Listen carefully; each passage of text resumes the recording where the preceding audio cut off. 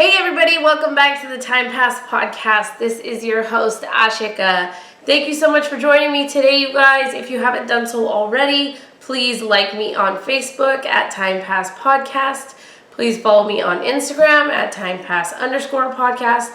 Check out the YouTube channel. You can watch all the episodes of the Time Pass podcast on YouTube. You can find the link to that in my bio on Instagram or on the website timepasspodcast.com, where you can also find all the show notes and all the episode details on your favorite episodes that you hear.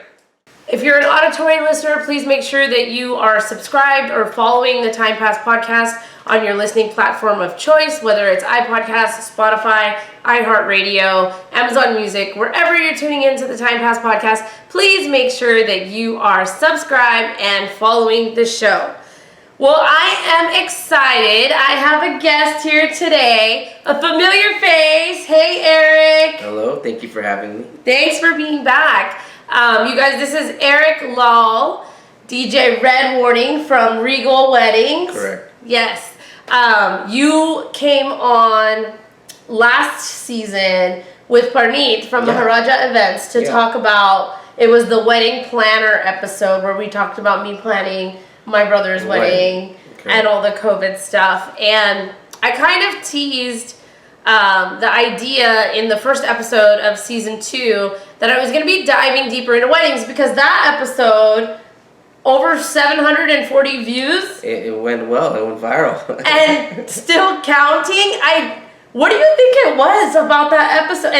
And just YouTube. I mean, we got downloads too via the podcast, but regular downloads. It wasn't like 742. Like, what do you think it was about that episode that attracted so many people to view it? I think that video had content, especially content like our community really wanted. And I feel like because weddings are such a big part of our Indian culture, it's something that kind of gravitated everyone to watch and listen. Yeah, it's nuts. I still freak out about that. It's crazy. I'm all, can we watch my other YouTube videos too? Also, Parneet's really famous, so we gotta give him. Parneet. Shout outs to him. Shout out to Parneet at Maharaja Events. Check him out. But anyway, you and I met when I was on break, and you kind of had this idea to do, because the episode did so well, to do some more episodes surrounding weddings. And I thought, hey, why not? The episode did really well. We play off each other really well. So today we're going to be bringing you one of those episodes, but we have more to come. Today we're going to talk about big, fat Indian weddings, but we're going to explain them. What are the functions? What do they mean? We're going to kind of dive into that. It's going to be the base for everything else that is to come. Think of it like the base of an Indian sauce. It might be complex, but at the end of the day, all that salt, all that pepper, all that, curry and all that good stuff. All the masala. But at the end of the day, it turns into something pretty good. Yes. I think we have an episode planned on financing an Indian wedding. Okay. We have an episode planned on wedding culture. Yeah. That was, I think, so Eric and I have some cool things coming up in season 2, you guys. So make sure you're tuning into this wedding series, I'm calling it. But today we're just gonna dive into the big fat Indian wedding. I want to preface this by saying, I know a little bit, probably too much, probably a little bit that can get me in trouble, because what if I'm wrong? But anything that I'm sharing is my first-hand experience or first-hand what either my mom has told me or an Indian priest or pundit has told me. Eric and I are both Indo-Fijian, so we're going to focus primarily on the Indo-Fijian customs because that's what we know. We grew up with. Yeah, that's what we grew up with and that's what we know. Although I would have to say a lot of the customs, there's crossover. Yeah, I mean, obviously there's a lineage from obviously India and Indian weddings from done in India. And there is there's a track as far as the stuff that we do and the stuff that they do, but it's really important to note that India is a very rich culture, very rich country as far in terms of culture, in terms of religion, and there are different variations, from my experience. Yep. Of Indian weddings and unique customs and unique cultural differences. So, and it's just one of those things where it just so happens that Indo-Fijian weddings have their own unique culture and customs as well. And there's so many similarities, but you're right, where the intricacies of it differ from region to region, language, depending on what language you speak, and what religion you are. So you can be the same religion, speak the same language, but if you're from northern India or like sort of southern India or middle India, same religion, same language, you can have different customs based on the region as well. So it's very interesting. And just want to preference this, I am not a professional when it comes to the theology or the intricacies of these Indian weddings. All I am is just an observer. Yep. And that's basically what I'm speaking on is how I observe our Indo-Fijian weddings. Perfect. And I have a little bit of the background. I know a little bit more about it, so I'm going to share that. But again, if I'm wrong, correct me. But this is just, I'm sharing what I have been told and what's been passed on to me through pundits and family members. So, let's dive right in here. The number one thing, I feel like people are always like, when you tell them like, oh, I'm going to an Indian wedding, you're like, oh, you're going to be gone all week, right? Yeah, a lot of my coworkers, they say, oh, that's like a week-long thing. I was like, yeah, you think about it, it is a week-long thing because pretty much. They have the week before us, the Delwan, and then on top of that, where I want to talk about this part is the prepping of the Indian weddings. Costco runs. You got your Indian grocery store runs. You got your Farmers market runs. SF market where you got to get all your runs, and then you got family members coming together and giving their time, giving sugar, giving they're making food for their families for the prepping of the wedding and stuff like that. I think my mom started making like sweets, like mithai and all that stuff, like a week before, 2 weeks before. Yeah, it starts early. It starts early, and the other thing is, Indian weddings are typically not small, especially for like our community. We're from an island, and you think maybe an island to be a little bit smaller weddings. Not the case. There's a huge Indo-Fijian community. Huge Indo-Fijian community, and on top of that, typical Indian weddings that I see, the smallest crowds could be 285, but that's just being really being conservative. But really, a lot of Indian weddings, they start around 300-400 people, and they go up to like 600-700 people. Yeah. And that is an Indian wedding. Yeah. It's crazy. I think I've been to a wedding in Canada where it was like somewhere between almost 1,000 people. I've been to pre-weddings and where there's nowhere to park your car, and on top of that, there's people just standing on the driveway, and it's nothing wrong. It's just that they're all there for the common good, but it's just that's how much people go to these Indian functions, these Indian pre-weddings and the weddings.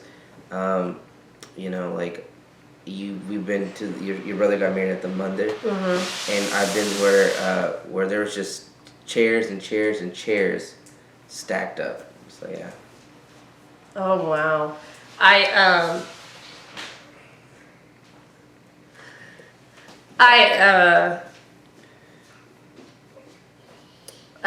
want to say like the first week, the week of the Indian wedding week. Yes, it's like a week-long thing because you're helping out, you're going to go help, you're making stuff at home. But really, the functions are like 3 days. Yes, it is the 3 main days. Functions. You're right. The main functions are your 3 days. but to get to those 3 days takes a lot of work. Takes a lot of work. Yeah. Takes a lot of work. Takes a village. Yes. Yeah. Absolutely. And literally a village, because everybody will come. I think the most important thing to start off with is like, for Indians, weddings are super sacred. So you're vegetarian. Like wedding week, you're vegetarian. It's what happens. You're not supposed to eat meat during the wedding week. And so everybody's vegetarian. Everybody's eating vegetarian. Even me, like at my brother's wedding, I wasn't getting married. I have my own house. I don't live there. And my mom was like, "You're not eating meat, are you?" And I was like, "Of course not. I'm not in the wedding." And she's like, you're the sister. You have a lot of responsibilities. You can't be doing that. So I had to stay vegetarian too for like a week. And you know what's great? What's great about like today's weddings? There's a lot more options. Yep. We got DoorDash. We have Uber Eats. You know, we have. I remember some people bring boba. Yep. There's other people that would bring a Chipotle vegetarian salad. It wasn't back in the day. It used to be bean burrito from Taco Bell. Yeah. That was the way to get through a wedding, but now we have so much options now, and on top of that, the food's not that bad. I mean, no, it's great. Not at all. The food's really good, and yeah, you're right. I feel like staying vegetarian isn't a big deal to me. I'm already vegetarian 2 days a week anyway. Yeah. So I'm used to eating a plant-based diet 2 days a week, so it's fine. But I was just like, why do I have to do it? So I think that's the main thing, and I think the reason that people have to stay vegetarian is because of the religious factor. It's very religious, and I feel like our elders are they're very strict when it comes to the wedding stuff. They're like, don't do this, don't do that, you can't do that, you can't do this. And it all starts with the first function is kind of like when you get the turmeric. Everybody recognizes the turmeric, right? We call it haldi. So the turmeric, when it comes on you, that's called the telwan patuan. Back in the day, they used to do a telwan, then a patuan, then the wedding. Yeah. And it would be 3 days. Nowadays, everybody combines it, and it's like 1 day telwan patuan. From what I've seen, what do you see out there? I see variations, so it depends on the family and their cultural beliefs. Because there's culture and there's religion. Yes. And so based on their cultural belief, they'll do either or.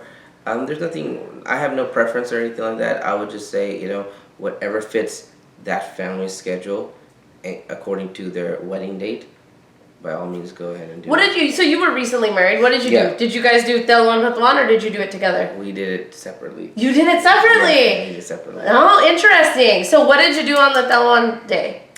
Telwan, and again, it was a unique thing for me because this is my wedding. Yeah. And I got to partake in all these pre-wedding stuff.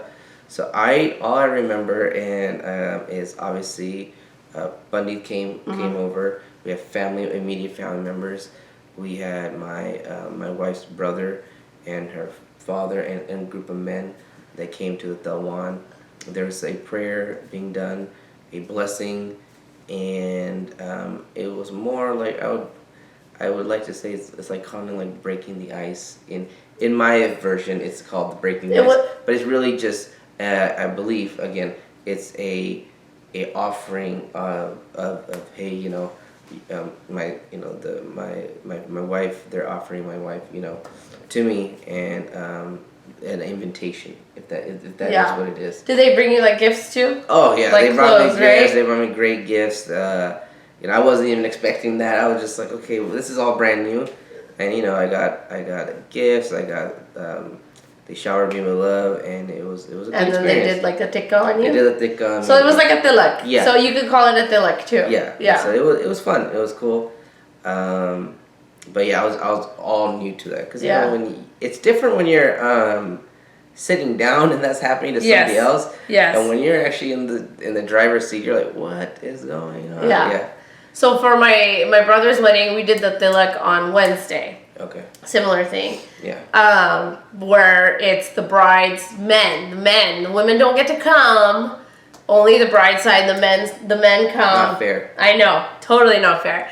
But it's a patriarchal society. The men come. They bring you gifts and money, and then your family. That's when they cook for them, and then you guys all sit down and break bread. Yeah. Yeah. Yeah. Yeah. Absolutely. So yeah, that's interesting. So, and then the one, or I guess the patuan is mainly like the haldi ceremony. Mm-hmm. And it's very interesting because you have to get a pandit to actually tell you how many times you have to have this paste put on you. Yeah. So Do you remember how many times you had to have it? I don't remember. I just know that if I'm being correct, it was like all my female cousins and sisters. They were doing it, and they would touch the feet, the knee, the shoulder, and the head. And the head, and obviously they took a good amount of paste. And, they showered me with love, put it like that, and I almost looked like Homer Simpson. That's how. I was yellow, and that is not. That's one thing I think a lot of people from the outside they notice with Indian weddings, that the hardly the yellow paste that they put on us, they recognize that. They recognize the Indian colors, and also the yellow. Yeah. But that yellow thing is something that I feel like we really make it a staple as far as pre-wedding stuff. Yeah, and it's a lot of fun, but it's super strict. So like, usually it's an odd amount of times. I know that. So you can when the family sits with the pandit will tell you he has to have 3 rounds, 5 rounds, 7 rounds, 9 rounds, and so on. And some people go more, but they actually give you a number of how many times you're supposed to actually get it done. And you're right, it's only supposed to be the sisters. So like a cousin is fine, but like not somebody who could be like your daughter, so not like a niece. Not like a niece or anybody like that, or a mom. It has to be somebody who's like a sister or a cousin who's allowed to do it. And then afterwards, if you want to play, some people play. I wanted to play during my brother's wedding, and my mom vetoed it at the very last minute, though she told me, We never played it at my wedding, pre-wedding stuff, probably because there was a white dance floor over there, and so we're like, and also we had decorations and stuff. So it's funny because back in the day, and not back in the day, but some family members they'll play with it. They'll throw people, throw some paste on other people, but because there was decorations and we don't want to mess anything up because that yellow paste is hard to get out. Yeah, I know. But basically, do you know why they do that, the haldi? Or what do you think it is? I'll let you explain. So my understanding is it's basically a purification. Okay. It's a purification because you're about to get married, and the main thing about the haldi ceremony, when you do it in the morning, there's a puja that happens. Mm-hmm. There's a little prayer that happens. And with that, there's like a little like katori or lota, not the kind you take to the bathroom, but the kind you pray with.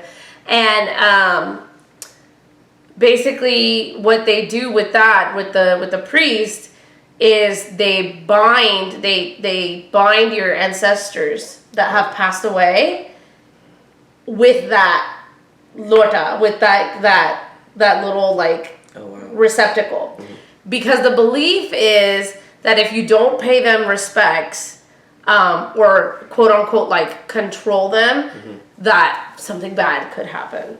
Okay. Right? That positivity. Yes, so it's positivity. So what they do is they do a prayer and an offering to our ancestors who have passed away, and then they bind them in this little receptacle, and that is then taken into your special room, your kobar, where you're going to sleep, and that's kept there. And the other reason why I think the purification is because they want to keep you as like clean as possible, so nothing bad happens to you. That's also why the vegetarian and all of that. Did you have to carry around a little knife? I never had to carry any knife. So normally, once you do that, you're supposed to carry around a little knife.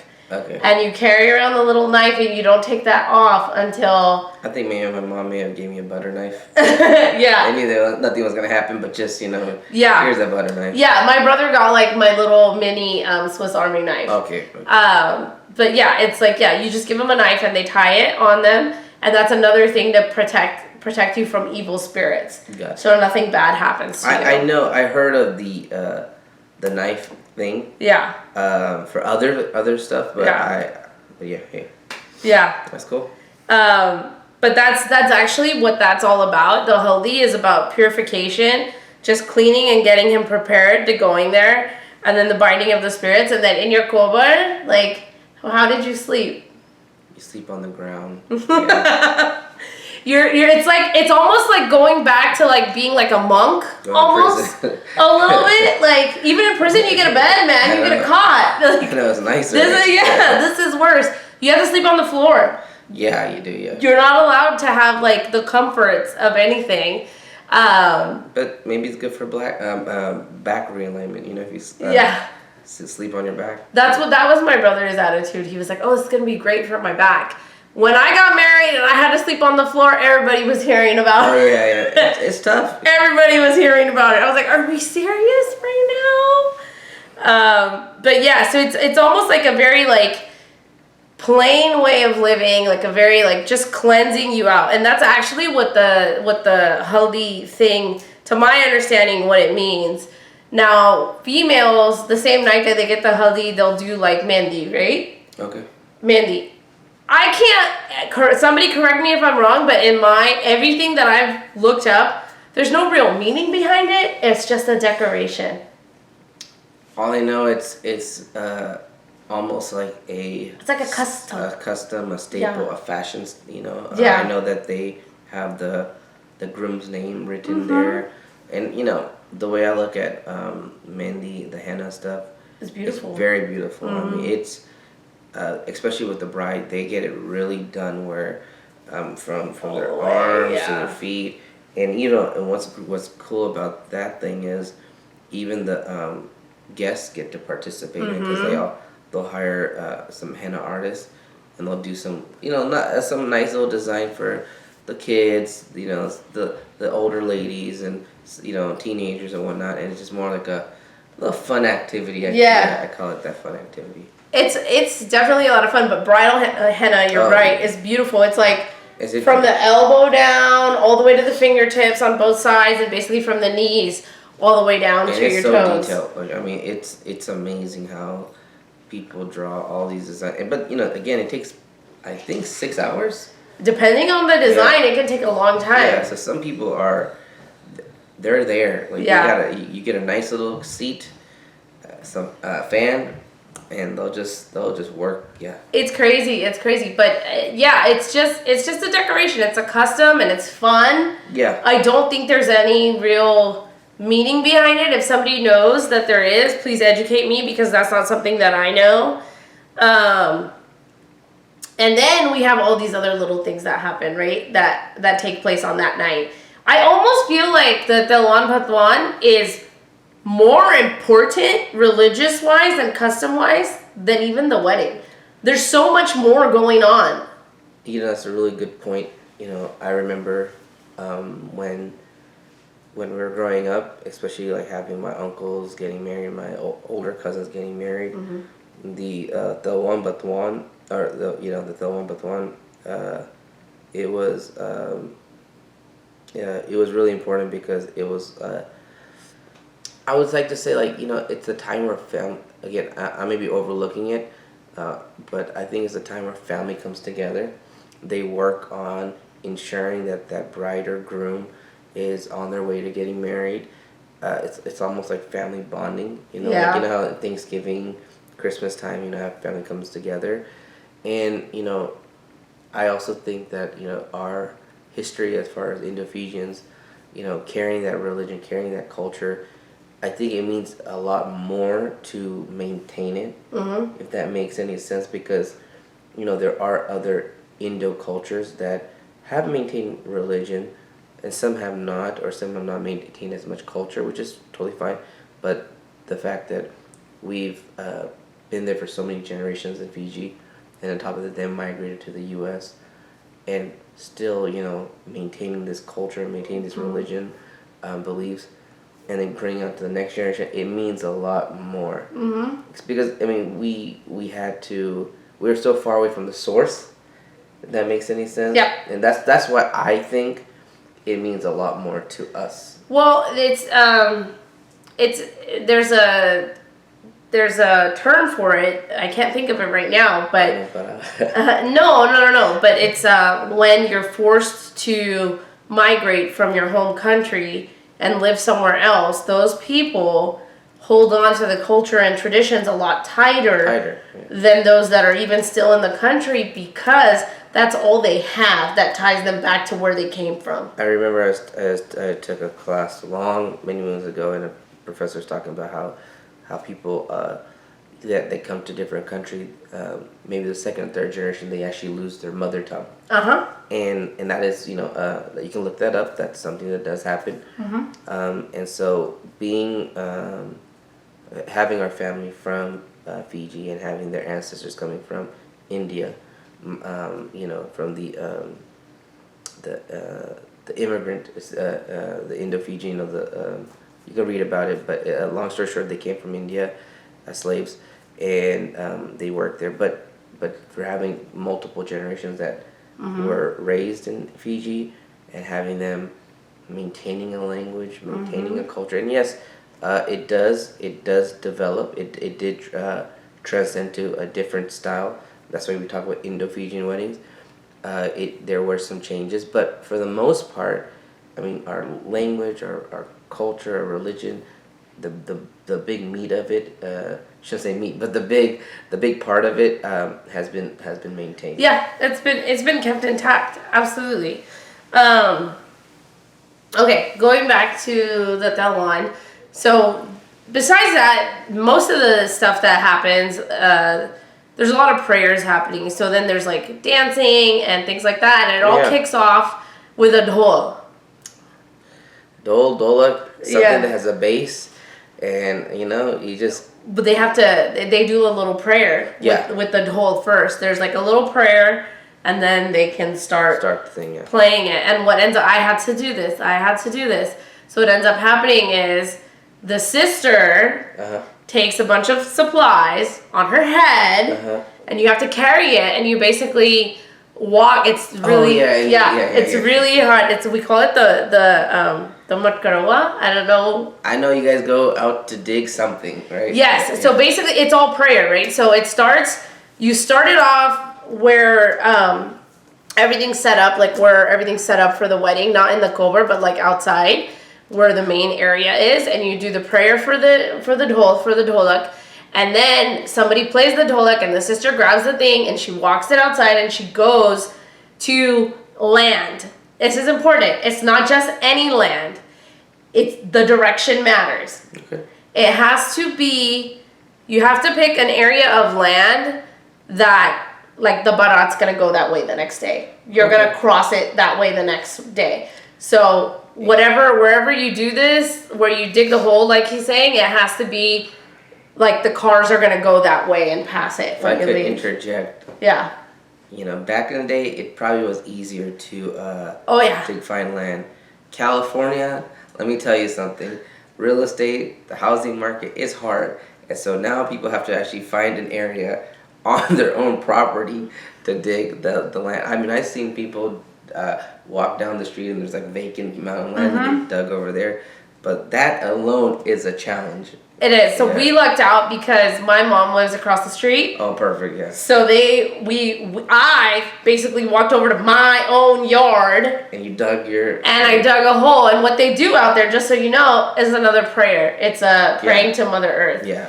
So it's another prayer to Mother Earth, basically just saying like, hey, there's a wedding happening. We're going to go this way and make sure everything goes as planned, which is fun. And then there's a bunch of dancing out there, and the groom's sister makes out with a lot of money because you don't do anything unless they pay you. Yeah. I remember all my cousins were giving my sister 20s, ones, and she was making the popcorn and all that good stuff. Yep. A lot of generous donators. Yeah, basically what it is like, so whatever supplies I take on my head to do the prayer with, then they give it back to me and I bring it back. They need the stuff that's on my head, but I don't take it down until I get whatever amount of money that I feel is sufficient for it. And so and that goes down to, like, it's fun. And that goes down to our culture. Yep. That goes down to our customs and stuff like that. So and those things are fun because it brings excitement. It brings that energy to it's wedding festivities at the end of the day. If you're going to an Indian wedding, take like $100 in fives. Like, not that much. or give 20, break a 20. Yeah, do something. I'm like, but yeah, you need some change. Yeah. So you come back and then you take the thing down, and then you're right. You make the popcorn, which it's popcorn here. Traditionally, it's supposed to be rice. Yes, it's something like that. Yeah, it's supposed to be uncooked rice, so raw rice that you pop. And then the sister does that, or the bua does that, the fua does that. So what they do with that, and while you're popping that, people come and pay you for doing it, which, again, money. There's a lot of money being exchanged at Indian weddings. It's a big racket ring. It's a lot of money to do it when you're wedding. Yeah. And then so here what they started doing was popcorn, because with the rice, you get the uncooked rice. Sometimes it doesn't pop. It's hard to puff rice. So people mix it in with popcorn, and that puffs it up, or pops it. But then you take that with you the next day to the wedding. And the bride side is doing the same sort of things. And then the parents receive gifts that people have brought on that day, because everybody comes with a gift. And it's not like, here's your gift. It's like a giant tub filled with clothes. Not just for the groom, but for the groom's mom, the groom's dad, the groom's brother, anybody who lives in the same house as the groom. Like for my wedding, my brother and everybody got clothes, and it was amazing because they figured out their pants size, their shirt size, and it was that's very thoughtful too. It is. It's super thoughtful. At my brother's wedding, I don't live there, but people bought me so many clothes in those. And then for my daughter, too. That's sweet. Yeah, so I was like, oh, I really made out well at my brother's wedding. I was like, Mom, can you have another salad? She's like, what? But basically, that's it. After that, it's like dancing, singing, and then everybody eats. Like, the family cooks and everybody eats. And that's kind of the end of that function. And then the wedding. The next day. And then typically the weddings for... Again, it's kind of interesting. Maybe you may know about this. I looked at a lot of the photos of weddings done in Fiji. Back in the day, it was done during the day. It was done during the morning time. And I know some parts of Indian culture, it's better to do it in the morning. But I know with our Indo-Fijian community, and especially in Sacramento, a lot of Indian weddings are done. Majority, I want to say like 98% of them are done in the evening time. Do you think that has to do with our timing, or do you think that has to do with just maybe practicality of people working and stuff like that? It's supposed to be whatever the Pandit says. Pandit makes the Pandit tells you what time. But isn't it just kind of unique that a lot of the times that we're doing it, it's at evening time, and a lot of weddings that I've seen, because I've actually done a lot of South Indians weddings, Gujarati weddings, Punjabi, North Indian weddings, and they're all, again, maybe I'm taking a side note, maybe we'll be off track, but it's just kind of interesting how it's done in the morning time, a lot of it, and then ours is done in the later evening. Mine was done in the morning. Interesting. And my brother's was also in the morning. So it's supposed to be, traditionally, the Pandit tells you what time to do it, and whatever time he tells you to do it, that's what time you do it. Okay. So it could be in the evening for many people, but it could be in the morning too. Okay. So mine was, I think mine had to be done early. I think mine was like at 10. No, that's actually pretty normal. And my brother's was like at 11 or something. That's pretty normal. Or 1, 12, something like that. Because I've done a lot of 10 a.m. weddings. And that's normal. And but yeah, I just noticed, like, if you notice in our community, there's a lot of evening weddings. So I just thought that was interesting. Yeah, I don't know what people are doing nowadays if they're foregoing that step, but like traditionally, the priest tells you what time the wedding is supposed to take place. So it could be any time during that time. Like when I did mine, I mean, I told our family pandit, I was like, I really want to do it in the morning because I had 2 different wedding ceremonies. Okay. So I had my rehearsal dinner that night. Okay. So I was like, is there any way we could do it in the morning? And he was like, you get whatever time you get. And then it came out in the morning and he was like, I guess you're lucky. And I was like, okay. Oh, that's cool. Yeah, it was interesting. But yeah. So in the morning, let's start with the bride side.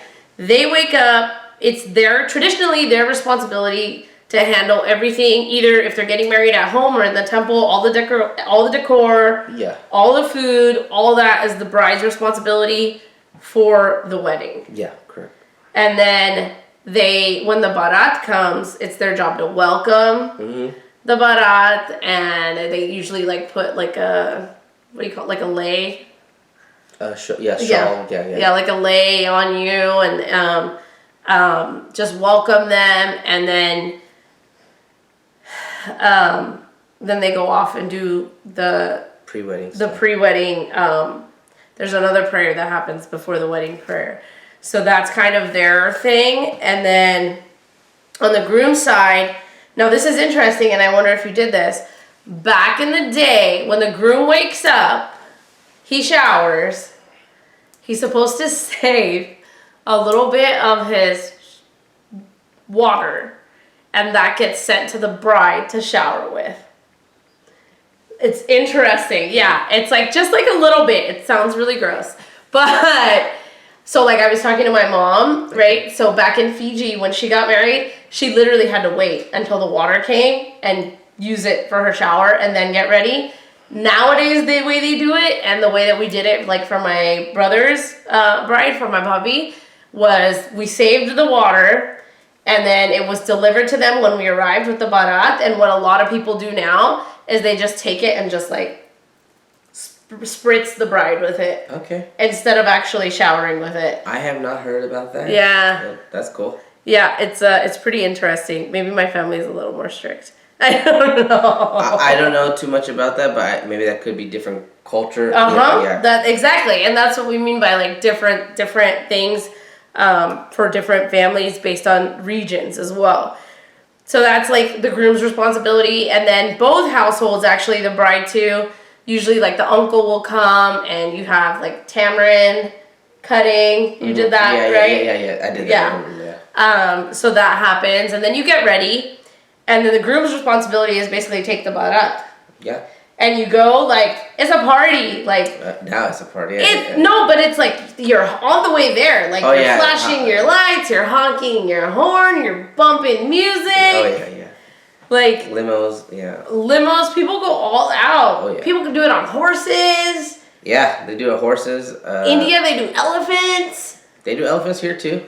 Shut up! Yeah. I have not seen that. It's a little over $10,000 to rent out an elephant. Woo! And that doesn't include travel fees because I know it's the guy's in Southern California, and he goes out to Vegas, he goes out to New York. But it's costs a little bit more than that, but yeah, to get an elephant. Oh my God! So anybody wants an elephant, you can get it done right over here. Wow.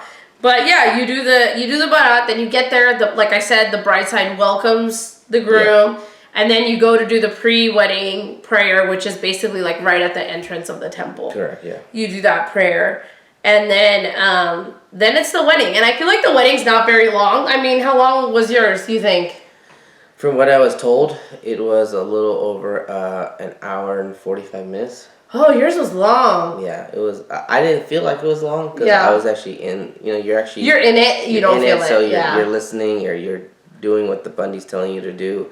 So to me, it felt like an hour, but my family were like, no, it was a little more than an hour. And but I feel like there's like an hour. Yeah, maybe a little more, but Yeah, it was. Mine was not. It was a little more. But everybody does it in their own way. So I took it and we did it and it was pretty good. Yeah. And what's interesting is, so that popcorn that's made, both the bride side and the groom side, they bring it to the wedding ceremony, and that's where it's used. They combine it and then it's used in the fire. That I mean, when you think of an Indian wedding, probably that's what a lot of people picture. The fire. Is the bride and groom walking around the fire, and those are just vows. Yeah. I don't know all the deets behind that. It's very religious, everything that's happening there. Yes. It's like the giveaway ceremony for the bride. It's where she officially gets given away. Yeah. And then all of the bride and groom making all their promises to each other. And yeah, it can last about an hour to an hour and 45 minutes. I've heard of some going longer. Like I've heard of some going like 2-3 hours. I've actually witnessed 3-hour Indian weddings, and they're mostly South Indian weddings. They're Really? There's a lot more customs. Really? I'm not an expert or anything like that. Yeah. But if you have time, go to a South Indian wedding, and if you can reserve 3 hours, that would be kind of a cool thing to do. Oh wow! It would be probably interesting to see. And then after the wedding, it's kind of all fun and games. Yeah, after the weddings, it's try and take the groom's shoes.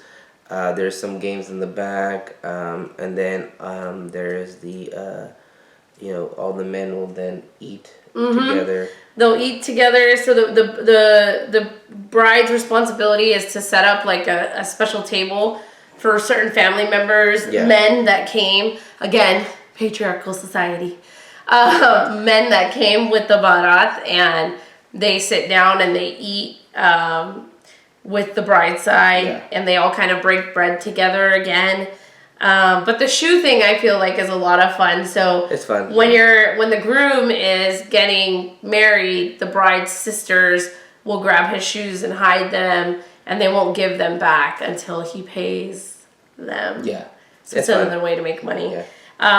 So the wedding, and then you go to like the bride's room and you play all the little cultural games, and it's a lot of fun. Everybody eats, and then the next big thing is the bridal side is the vidai. Yeah. Which is like It's funny because you think she's leaving. Like everything goes so well, everybody's having a great time, and like those who are not familiar with the Indian weddings, they're like, oh man, this is great. Food's amazing. The wedding was amazing. Everybody's having a great time. Like. And then all of a sudden, wait, what's going on? Why is everybody sad? Why is everybody bawling? What did the groom do to the bride? Is like all that kind of stuff, and it's like, it's like a roller coaster. Like you're going through all these emotions, and then boom, it's happiness. There's sadness. There's happiness. There's the you don't know. It's a new journey in life. Yeah. So there's all that emotion. And I honestly don't think it's a sadness. I just think it is part of it, but it's just a leaving your parents' home. Yeah, but it's a new chapter. That feeling of stepping out, and yeah, you're right, leaving your parents, going to a new family, the unexpected, a new life, all that stuff, and it's funny, it's happening all at a very within a 5-minute window. Which is really crazy how everything's like, everybody's having a great time, there's people taking photos, and then all of a sudden, I think before 12, right? Yeah. So depending on when the wedding was, yeah. So like 11:30 is like, all right, it's badai time, and then it's like, okay, and it's like, whoa. Indian people never leave anywhere at exactly 12 o'clock. No. Even like it's 7:30 right now, but if it was 11:55 and Eric was like, okay, we're done, we're leaving, I would be like, Eric, you can't leave till 12:01, 12:05. Like you can't leave, you can't go anywhere 12 p.m. or 12 a.m. It's interesting. But yeah, it is. It's a roller coaster. It is. It's all of a sudden it's like the switch flips and everyone's bawling, and it's funny, but like my marriage, when I left, like I was just like, see you guys later. Really? Maybe that's why it didn't last. I don't know. Peace. No, I'm kidding, but I was just like, because, it's different because I'm born here, it's like, to me, it's like, I'm so close to my family, I'm still gonna be there, so it was just like, I was just like, bye, and it was interesting because I had already bought this house. Okay. So I was literally walking across the street. Oh, okay. Yeah. A little different, yeah. It was a little different. So like people, like they came and I was like, okay, they're like, okay, we're getting ready, you can go, right? And I was like, all right. And then I guess they were like all waiting to come out, and I'm like a very impatient person. And so like my mom came out and I was like, okay. And so like I hugged her or whatever. And then I was like, okay, can I go? And my mom's like so busy with the wedding and everything. She's like, I guess no one's here. Yeah, go. And so I just walked away. And then I guess like I heard them afterwards, like, she just left. Like, she just, they were all waiting to like come out and like give me hugs and everything. And I was like, y'all are slow. I had a timeline because I had a rehearsal dinner. Yeah. So I was like, I need to keep this show moving. Yeah, I hear you on that one. It was interesting, yeah, for sure. But that's it. And then you go after that. The groom takes the bride home. They do some kind of game. They welcome her, and then same like cultural games. They put either like a rice or like a for my girl, like they had her hit over a like a lota with rice. Rice, and she stepped over it. Yeah. And then some have like the other like the red. Mihar. Yeah. So everybody's different. Yeah. It's like a red paint, and the bride dips her feet in it and then walks in the house. Yeah. Yeah. And so what I notice now, they'll put like basically bounty. They'll let them do it. But it's like, well, it kind of defeats the purpose because like so technically but you know we're welcome to 2021. But that being said, and then out of all the hard work, all the week-long wedding festivities, not everybody has it, but a lot of people do.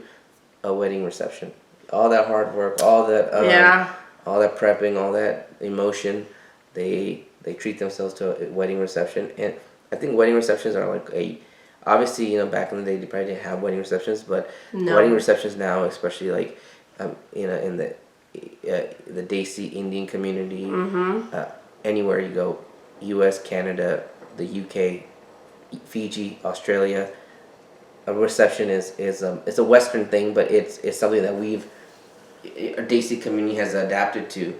Well, even India, they all do it now. Oh, yeah, it wasn't a thing, but now it's a main, like people think of weddings. They also in wedding receptions they actually now think of Desi weddings as well. Yeah, so. Because it's like the one chance for everybody to like, you don't have to be vegetarian anymore. Oh no. You can dance, you can drink, because you're not supposed to drink during that time either. Yeah.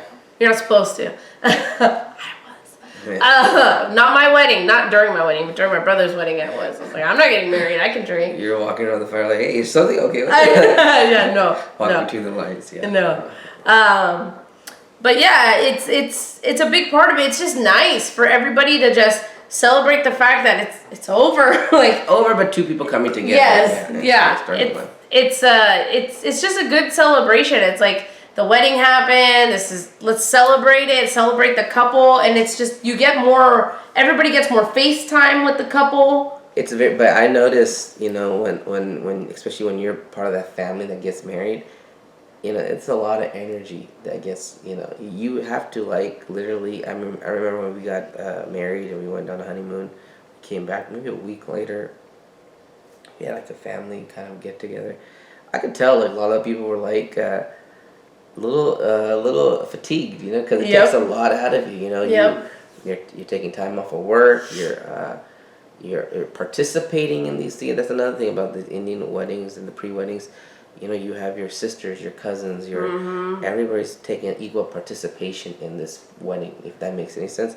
So a lot of people are not, when you typically at a Western wedding, you're a guest. Yeah. And that's basically it. You show up, bring your gift, eat, drink, and leave. You get your hands dirty. We gotta get the dishes clean, or not even that, but like also like you guys gotta do these little religious stuff here and there. So there's a lot of other things, It's tiring. I pulled the plug at my brother's reception. I literally, I told my whole family, I was like, my last responsibility was the speech at the reception. Mm-hmm. And I literally said, do not look for me after the speech. Yeah. I will be drinking, and I will be having a good time. Yeah. And I will not be responsible for anything else. Peace. Peace out. Yeah. And that's pretty much what happened. Well, and that's cool, as far as like with the whole, Indian weddings, obviously, there's so much intricacies and details about it, but just know that it's a lot of fun. It is. They're a lot of fun, and it's a good time, and I think we tried our best to explain things and learn things from each other too. I would say this is more like a cliff note of. It is. Yeah. It is. Cliff note. Yeah, definitely. And yeah, we learned differences even between us of different customs during Indian weddings. So our Indo-Fijian weddings. So yeah, again, not an expert. I was just sharing what I've learned through the years, what I've been told, and what priests have told me. So I just wanted to share it and kind of demystify the Indian wedding so the next time you attend one, you can actually understand what you're watching and maybe a little bit of the customs behind it or the why behind it, why it's happening. And you can feel more of like a participant and more understanding of what is actually going on besides just like because you know what you always hear is like, oh, I just love the colors. And it's like, it's great. I love the colors too, but like just know a little bit more about the culture. Yeah. And I think that's cool. Like especially those who just are going to attend an Indian wedding for a friend or something, this would be a great video just to like get a breakdown, just like some kind of understanding that, all right, I didn't know about that. Okay, that's why they do certain things. So hopefully this will give people just a little bit of insight. A little bit, because I'm sure there's different things from everywhere.